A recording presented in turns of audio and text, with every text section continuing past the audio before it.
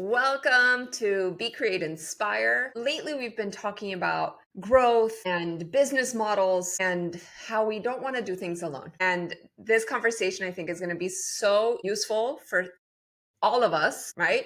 Because it allows us to see beyond our potential. And I'm so excited to bring Irena Castle with us today. And Irena is on this podcast today because she did what most of us don't do.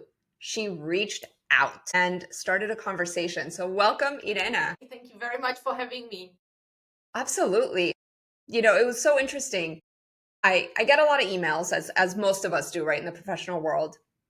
And I always open them. And immediately I clicked on your website and I was like, whoa, didn't I think I was like, oh my God, this is so cool what you do. And I'll let you talk about this amazing thing that you do in a moment. But I want to start this conversation today by letting you guys know that if Irena had not written me an email, if she hadn't gone past her fear, past her, judge or doubt, we wouldn't be having this conversation today. So this is to being bold and brave. Welcome, welcome. All right, Irena, tell us about this magical thing that you do. Thank you. Thank you. Well, so what I do in life is I help people, just general people around the world, to improve the way they see. In 2018, I became a vision coach, and it all started actually very unintentionally when my husband had a brilliant idea that our tiny little sons at the time really need some help in expanding their field awareness when they played soccer. And so, with his general idea, initially, I developed a series of tools and a training process for athletes, not just little guys, but athletes in general, to expand their field awareness and to develop an array of visual skills that are beneficial for playing sports. And then, as I was learning all of this, I actually came across an absolutely fascinating modality that is called the Bates Method. And the Mm. Bates Method was developed more than 100 years ago, and it gave a foundation to a complete system that helps people reverse various issues with their eyesight, the most general issues like nearsightedness, farsightedness, amblyopia, strabismus, old age eyesight, right? The need for reading glasses at the age of 40 or 50 plus and all things like that. And so I took what I have learned, I took what I developed, and I actually shifted the big part of my focus towards this area of natural vision improvement. And I became a certified vision coach. I learned from people who have practiced this very unknown modality actually for 30 plus years, and I trained with them heavily, and then over time developed my business. I also adjusted my product line to fully embrace this modality of natural vision improvement and to incorporate some of the attributes that natural vision improvement requires in the tools that are used during the process of eyesight improvement. So that was kind of the start of it. And that is what I have done since 2018. And it has been a fabulous journey. I mean, first of all, as you can see, I wear glasses. Like if I were to just show you, I have like 4 pairs of glasses all over my house. I've always been such a fan of like doing eye exercises, strengthening the orbital muscle. And yet, I think I need you because it's not doing what I need it to do. And being on screen so long, you guys who wear glasses, you feel me, right? You're just like always fumbling. I think the other day I had 2 pairs of glasses, one on my head, one on my face. So this conversation, though, as much as I want to geek out, and maybe you'll give us a little gift at the end to maybe give us a tip, maybe for what are we called, 4 eyes. But we're talking about partnerships today. And I think you and I have a very similar story. I'll share mine briefly. So, even though I was a yoga teacher for many, many, many, many, many years, I had a yoga audience. And then in 2016, I became a mentor and a business coach.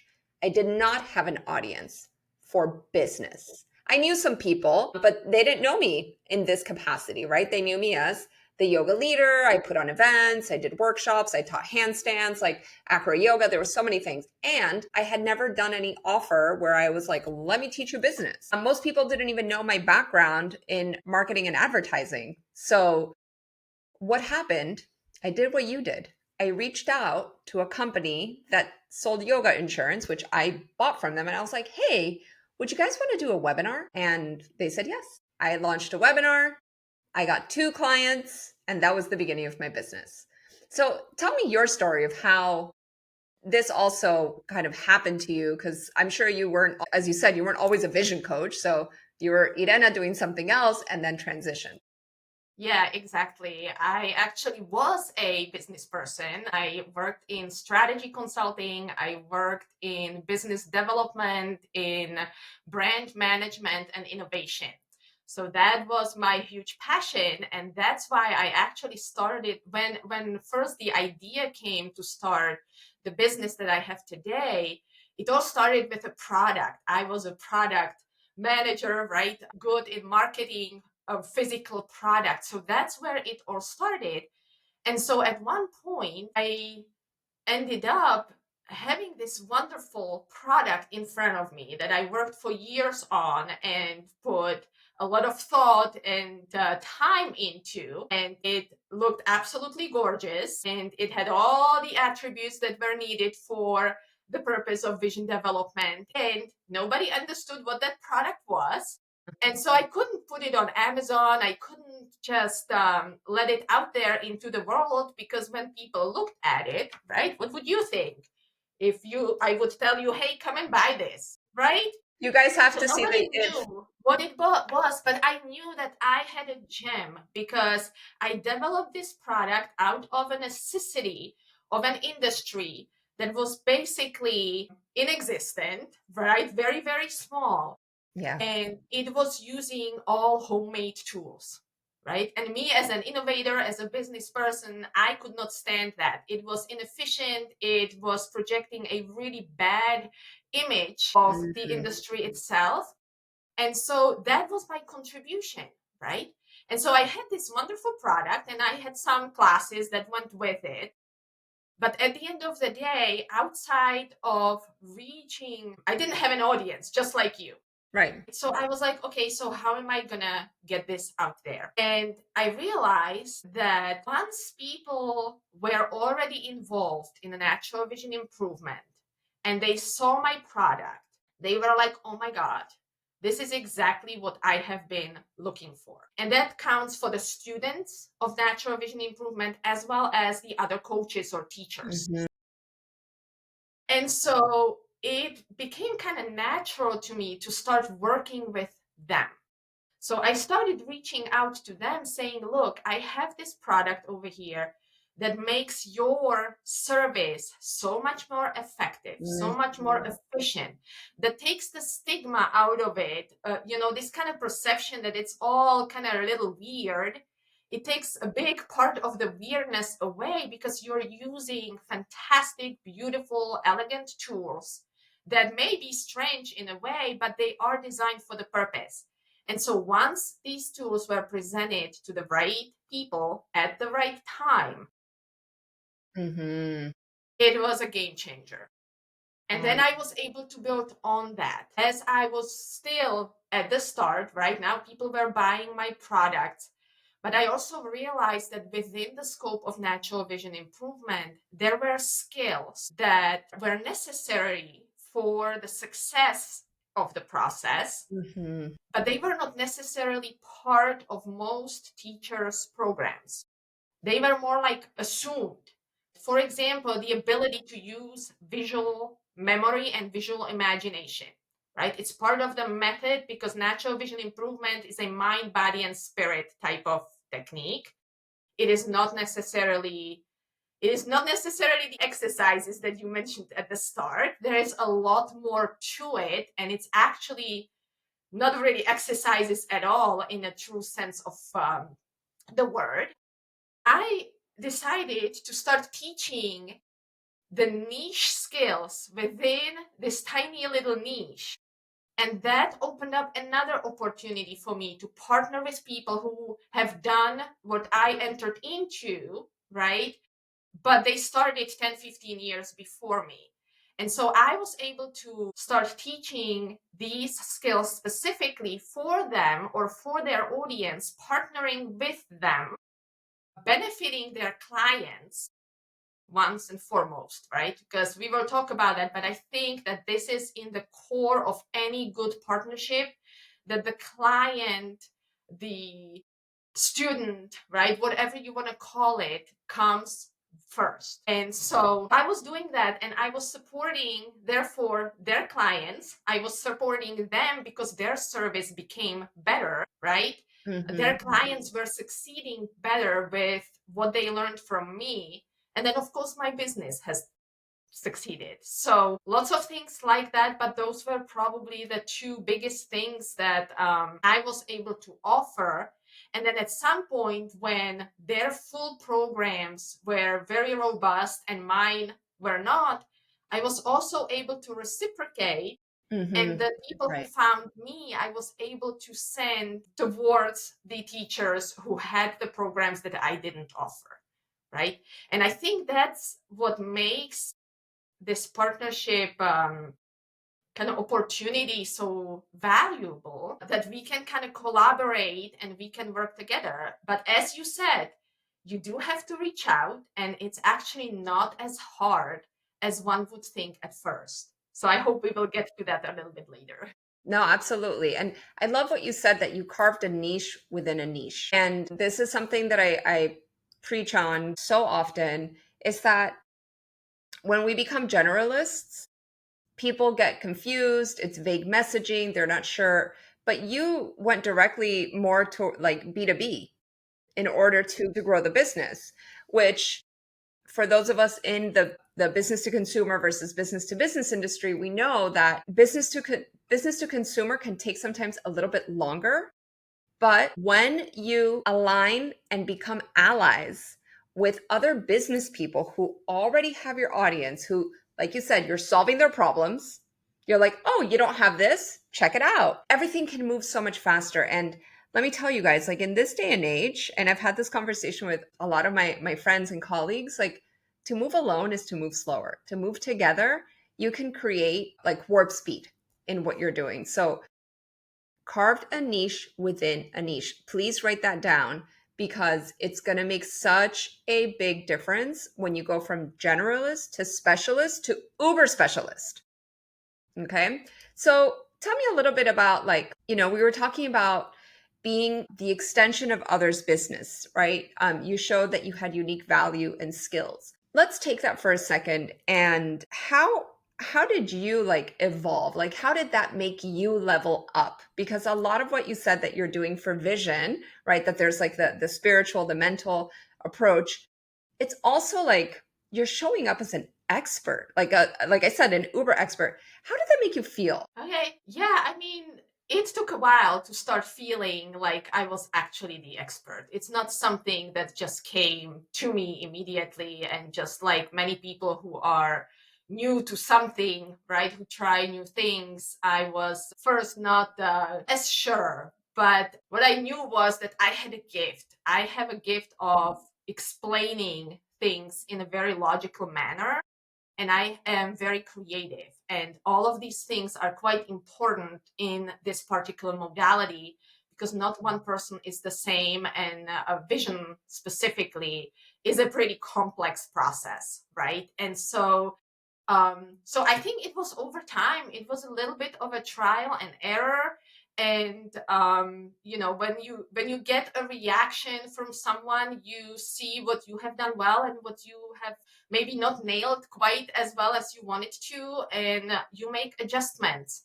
But overall, I think that when we have the student or the client in mind and we give the best of ourselves to the client to solve their problems, that is when, we can all kind of benefit from it. And that's what gave me the satisfaction and kind of the motivation to keep going and maybe trying different things.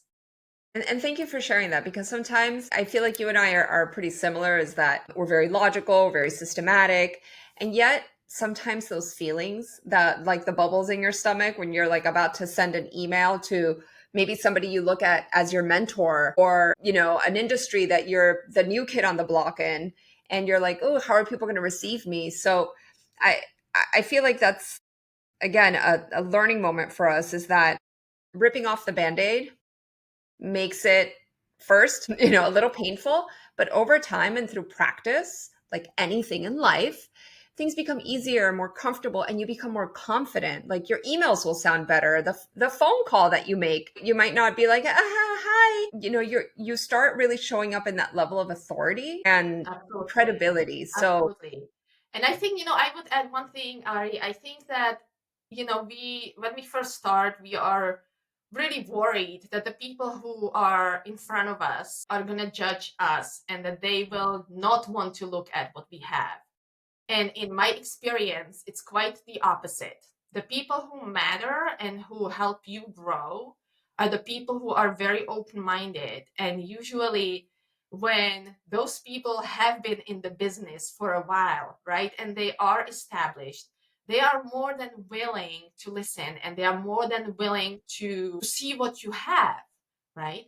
But also, and I think that's an important thing to mention, you know, you don't always have to be the one providing this extra service, right. right? Like we usually think, hey, I have to create something to grow. I have to be the one who discovers the thing. And in my case, it was for the most part true, right? I was able to develop a product that nobody else had and still does not have, and it's now a patented product here and patent pending in the European Union. And so I was able to do that. I was able to uncover the niche within the niche.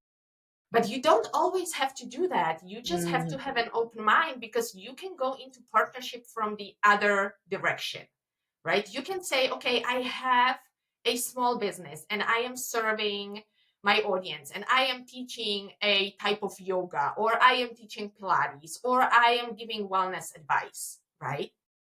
And then you just tell yourself, what else could my customers benefit from mhm. that I do not offer? And you don't have to go and become a natural vision improvement coach like myself, which will take you a years. And you may be talented for it and you may not. You already have your gift. You've already decided to do something. But I think that the beauty in the partnership is that it is going two ways, right? There is one party that's receiving and one party that's giving. And of course, together they have to work in a tandem to make it work. But you don't have to create the courses, you don't have to create the products. All you have Mhm. to do is make sure that you are looking for partnerships that make sense for your client, that are going to elevate the service that you are already providing, right? And that when your client is on your website or in your studio and they see that you are also offering, not necessarily promoting or selling, offering the information about somebody else's service that is relevant in the context in which it is presented, right? Then that elevates the level of service you provide to your clients. They will feel Absolutely. better for being your clients, right? They will stay longer with you and they will value the information. And so you can reach out to others and say, can I offer your services Yes. in my studio? Right? It doesn't have to be me reaching out to you and saying, would you like to offer my services in your business as an extension? Right? Would you like to partner? It can go the other way, where you reach out to the other people who already have the stuff that you would like to offer. Yes. And then you You work with them in figuring out, what is the best way to do it so that it fits all the parties, but you're still doing it for the benefit of your client. And therefore, it makes sense for the growth of your business, and it's going to be genuine and it's going to be very valuable. Absolutely. And I've done that so many times with my coaching business. I had an ads expert, I had a mindset person, and it just creates like a rich environment. And so let's talk about a little bit how, like, you can't just pick any partner, right? Like, what makes the partnership apart from what we just talked about? Like, because I know you said you had these three filters. So let's go into that. Yes, of course. Yes. So I think that choosing a business partner is important, unless you want to do a quick one off offer, right? And sometimes those opportunities come up and there is no reason to pass on them if they make sense.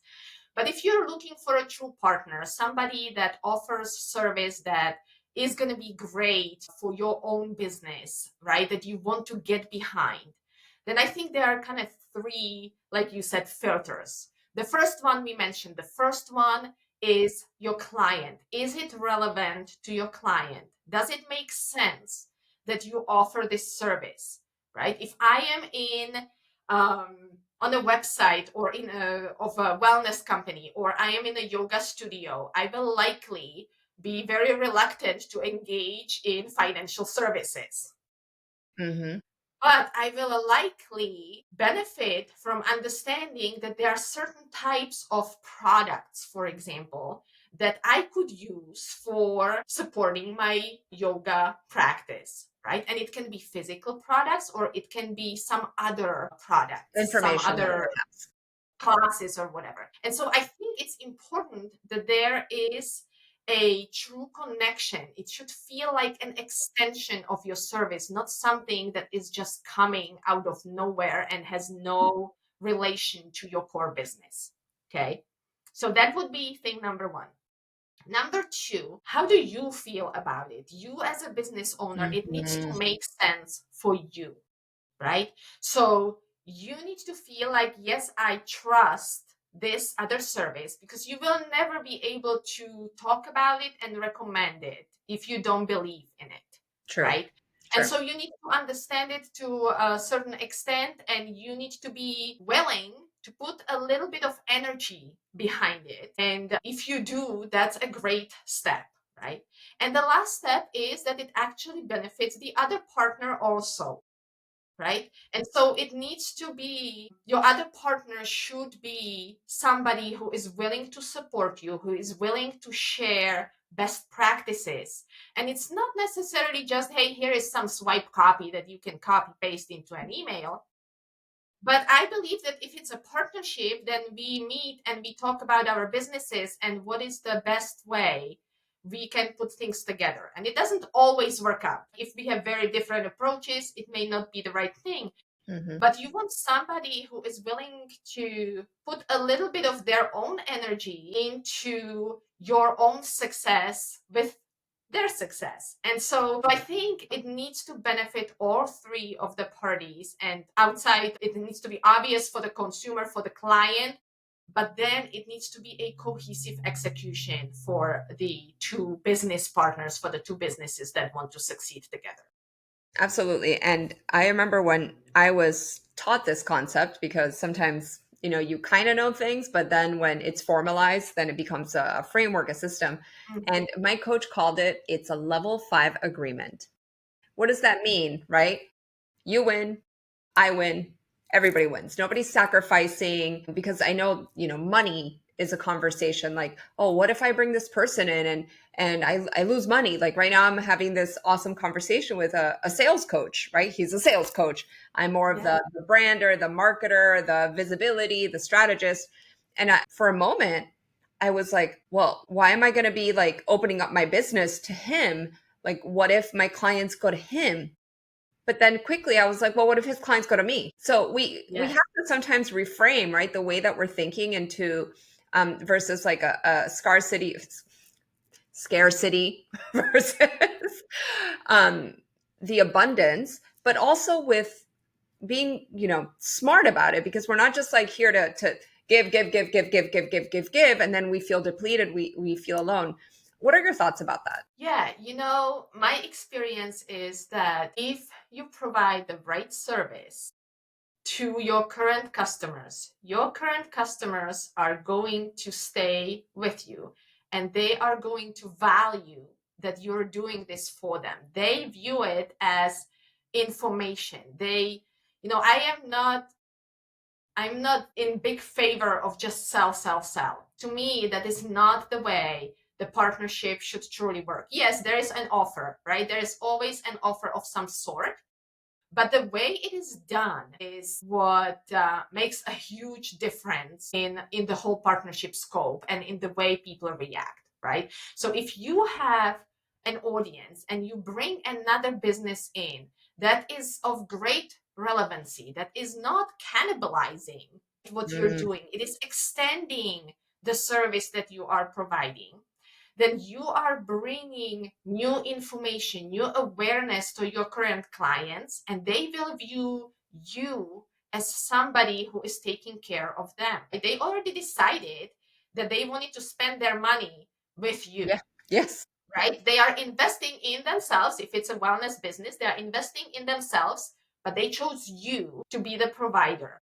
And so they already trust you. And I think that you bringing extra information to them that can be helpful, right? So in case of my business, it's as easy as saying, hey guys, I recently noticed that half of you are wearing glasses, and I came across of this opportunity that I want you to know about, right? And you bring it in the right context and you Yeah. provide them this information. Nobody will ever feel like they no longer want to work with you, right? They will feel like, oh my God, I learned about this new thing from my current coach and it is wonderful. And then they move on and they actually value your business more and they value your advice more. And to add to this, we also are looking at all of this not from a transactional perspective. You're looking at it from the perspective of serving your client in a long run. We know that it takes time for people to start trusting you. And once they do, they don't just go away quickly because it's not that easy to start trusting somebody else. And so I think that Okay. when it comes to this discussion about money, people are willing to pay for very good service, right? It doesn't matter much how much it costs, and it is up to them. I think it is up to them to decide whether they are willing to invest in whatever service we are offering, but it is up to us to make them aware, and make them aware in a respectful way is what I saw a huge success in, more so than in the constant pushing and hardcore deadlines and things like that. I feel like when you offer things with good intention and they are of good quality and they are actually fixing a problem for someone, then it's all about awareness and less so about selling. And the selling just happens and it can benefit both of the And businesses and of course, I'll tell you, the client. I was in network marketing for a long time. They represented like an Ayurveda line, I represented essential oils, and we always came at it from the educational standpoint. And the minute Mhm. that happened, everybody's guard dropped, right? We weren't selling a Yeah. product. You're selling a solution, and you're selling, at the end of the day, if the word selling becomes scared, you're presenting, like you said. And Mhm. you're coming at it from a genuine place of care. Yes. And that's what's going to differentiate people who are, in business, like all of us are. So you mentioned something about transaction, right? Doesn't feel like it doesn't matter about the transaction. The result is a transaction, which your life, your family, your bank account is going to love. But look at the energy, right, that you came at it from. It wasn't like money first. It was like, let me ask you some questions. Like, I actually care that half of you guys are wearing glasses. I actually care that you guys have, toxic chemicals all over your house. I actually care that you feel frustrated about your business because of this. And this happened to me 2 days ago. A lady was like, I know I need to work with you. She's like, I know that you care. And I was like, really? She's like, yeah. And immediately, like, it was such an easy yes. So I love that you talked about this because a lot of us get so caught up in, again, those like insecurities of feeling pushy or feeling like, do people think I just want to sell to them all day? And it's like, is that really what you're doing? You're just selling all day? Like, give me a break. Yeah, especially in this type of business, right? Like most people who are in the wellness business, they started it for a reason, to provide something better for people, to make people's lives better, to I don't know, to just even feel better about themselves, Hmm. right? Because they are able to give. It's a way to give back to others, and some people have experienced certain things and they want to pass them along, and other people have come across what they do today just like I did, kind of by accident. I always say that it was given to me, okay? Because yeah, I've never done anything that was this fulfilling, and I've always loved my jobs, right? So I think that once we reframe that and we look at this as passing our energy to other people in the form of our service, then we can feel good when we receive the energy from them, and our energy will be received properly. And so I feel like that when I work one on one or in group settings with the final consumer, right? Business to consumer. But I also feel like that same energy applies when I work with my business partners, Yeah. right? Like I want to give them the opportunity to grow, because if they grow then I grow. Of And at course. the end of the day, like, if we are in this for making the world a better place, and for eyesight, you see better, it actually brings other opportunities into your life that you never thought about. It's not just about the 2020 vision or being able to read. It's a lot about being open to what's happening in the world and opening yourself to seeing opportunities, seeing not the physical seeing, right? Recognizing opportunities. And so when you go into the partnerships and into the partnerships with the businesses or partnerships with the final clients from this perspective, then it's liberating. There is no fear suddenly. Suddenly it just feels like, okay, well, if they don't want it, fine. But from my perspective, I am giving my best and I deserve that energy to flow from me, but also back to me. I love that. And thank you for having this conversation because I remember when you reached out to me, I was like, well, I don't know if I want to talk about vision the entire time. Like I really like to give value for growth and possibilities on my business. And this conversation I feel like is so timely because look guys, like one good business relationship, because sometimes when we say business partner you feel like you need to form a company together. Like no, it's a business relationship, right? It's a symbiotic business relationship. One good relationship can bring you potentially thousands upon thousands of dollars. One. Yes, absolutely. It can double your business, it can It can triple double your your business. business. Yeah. And I feel like, if you guys do the due diligence of sitting down, so I'll give you kind of the vibe real quick, right? Sit down. Imagine who would I love to collaborate with so that I give value to them? Or, like you said, who can I invite to bring value to my clients? But maybe you don't have clients right now. So, this first approach might be your solution Absolutely. and reach out. You can write them on Instagram. Like I know somebody who, for example, just started a new like American Yoga Council, and I saw it on my Instagram. Immediately, I was like, "Ooh, I would love to be part of this." Right? Started the conversation. So if you don't ask, it's always a no. That's it. Leave it at Yeah. that. And If you don't just ask, like you said, like when I first reached out to you, it was a no because the fit wasn't quite there. And you said, well, this is my objective. And I came back to you and I said, I understand this topic does not fit your objective, right? And eventually, because of my business background, I was like, well, let's talk to your audience about this then, because it is hopefully valuable, right? And no, a thousand it million opens up percent. the doors for the growth. So And that's what we want. We want growth, because if we grow, that means our clients are growing. So, okay, let's put this into practice. Irena, how can people work with Overbound? Okay. So pretty easy, right? The first thing you do, you reach out, and you can reach out in multiple ways. There's obviously a random connect link on my website, which is overboundeyesight.com. I do have other websites that serve other type of clients, but that would be probably the one that's the most relevant for this audience. But also, you can go and explore just some very basic things about how I partner with other wellness providers. And that would be overboundeyesight.com/partnership.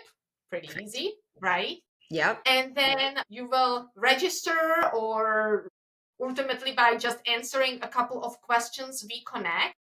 And we either engage in one-to-one conversation immediately, or there are times when, if we have a lot of interest for partners, I like to do a little informational kind of webinar, or more like a call, because it's not necessarily just the presentation. We talk, we discuss what those opportunities look like, so that you could form a better understanding of what I do.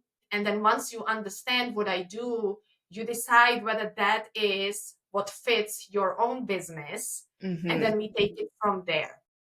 So, who So would that's be, the practical start of it. And then, of course, we try to figure out I share the best practices, how I work with different people, and what has worked for them.